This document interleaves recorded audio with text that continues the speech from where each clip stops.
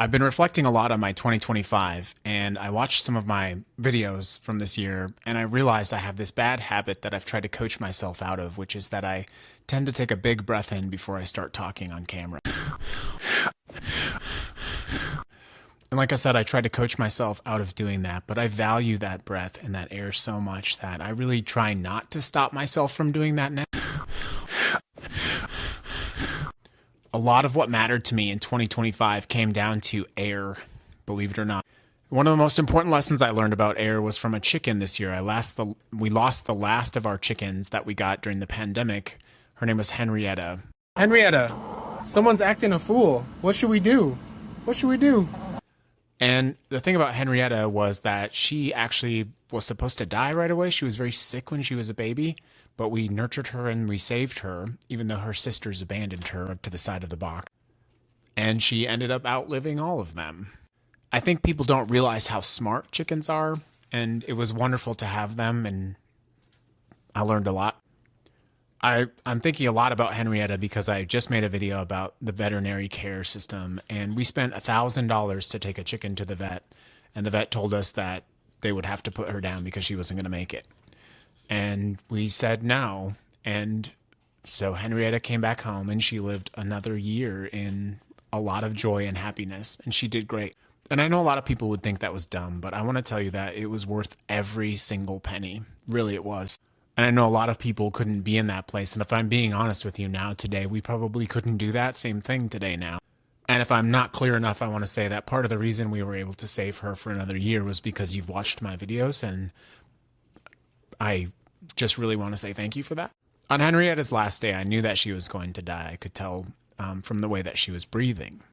And I spent as much time with her as I could that day. I did not go to work in the morning. I took her for a walk around the block, and I sat with her in our park of our neighborhood, and I let her just look at the park, and she was very peaceful and very quiet. And chickens have a lot of control over their feathers. It's just something like all birds do. And I remember watching her after I put her down, and her feathers were blowing in the wind because her body could no longer hold them into her body. But she was still breathing, and I saw the wind and the feathers and her breathing. And what I realized was that with all of her strength, what she was trying to do was to breathe and to stay alive just a little bit longer. She was using all of what was left of her to breathe. It might sound funny to you, but that chicken taught me a lot about life, and she taught me a lot about death. She passed very peacefully and very beautifully.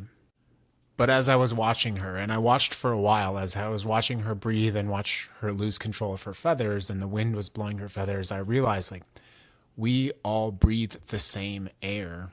All of us. We all breathe the same air, and it is what we do with it that matters. So I am proud of that breath in that I take. I am very proud of that. And I'm proud of what I do with that breath and how I use my words. Remember, when you go, it is your last breath. That's what they say, your last breath.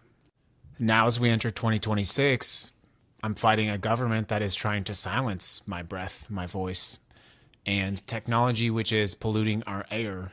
Most people don't know this, but when American bombs fall on foreign soil, it is not metal or shrapnel that most often kills people. It is concussive air, overpressure air. It ruptures your eardrums. It damages your internal organs. It is air from American weapons that does that. We all breathe the same air. It is what we do with it that matters, and what it does to us.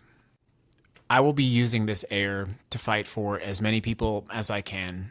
I know 2025 was a difficult year for a lot of us, but I believe in 2026 we can find each other and we can fight. But most importantly, we can breathe and live. Some people believe that they are more entitled to more air than the rest of us, and I want you to know that that is simply just not true. It belongs to all of us. We are all essentially on a life raft floating around the universe. Thank you for giving me a chance to have a purpose and to fight for you and to try to make a difference. Thank you for letting me be myself. Thank you for letting me try. Thank you for letting me breathe. I hope you have a good new year.